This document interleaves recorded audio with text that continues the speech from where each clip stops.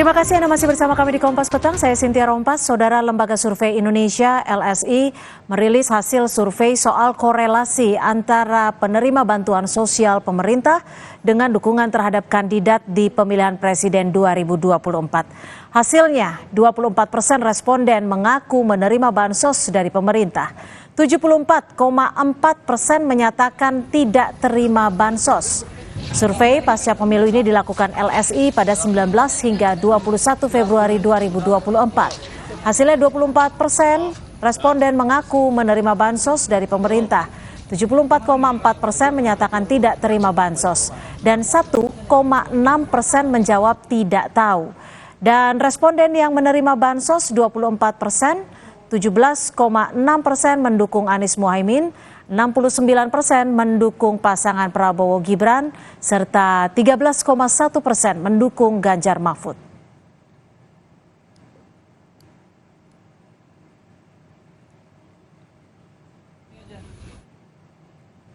LSI menganalisa jumlah responden yang menerima bantuan sosial dan arah dukungannya di pemilu 2024. Dari sampel 1.211 responden yang dipilih melalui telepon, validasi, dan screening, 24% warga mengaku menerima bansos dan 74,4% menyatakan tidak pernah menerima bansos atau tidak menerima bansos. Dan 1,6% menjawab tidak tahu.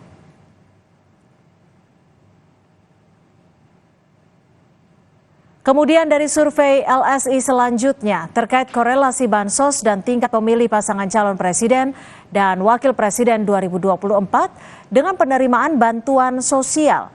Di kalangan responden yang menerima bansos 24%, 17,6% mendukung Anies Muhaimin, 69% mendukung pasangan Prabowo Gibran, serta 13,1% mendukung Ganjar Mahfud.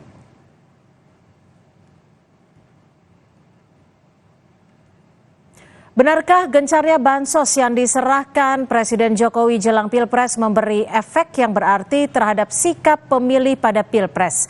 Kita bahas bersama Direktur Eksekutif LSI Jayadi Hanan, tim kampanye Prabowo Gibran Aceh Hasan Syadzili, dan juga Jubir Timnas Amin Muhammad Iqbal. Selamat sore, terima kasih sudah bergabung bersama kami di Kompas Petang.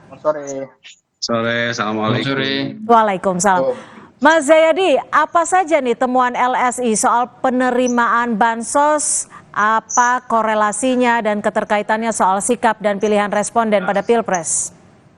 Ya, tadi udah diungkap ya. Pertama, yang warga yang mengaku menerima bansos sekitar 24%, 74%-an mengaku